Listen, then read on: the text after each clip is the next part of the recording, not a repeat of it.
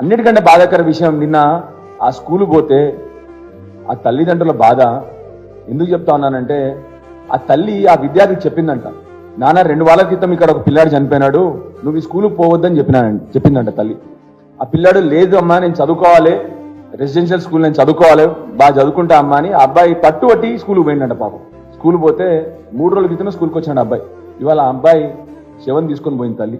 ఆ తల్లి ఆ శవం తీసుకొని పోయింది. ఏకైక కొడుకు, తండ్రి దుబాయ్లో కష్టపడతా ఉన్నాడు. మొన్న చనిపోయిన అబ్బాయి కూడా నా మెట్పల్లి గ్రామస్తుడే అబ్బాయి. ఆ అబ్బాయి వాళ్ళ నాన్న కూలి పని చేస్తూ ఉంటాడు. ఎంత బాధాకరం అంటే, ఆ రోజు కూడా స్కూల్ అబ్బాయిని హాస్పిటల్కి తీసుకుపోలే.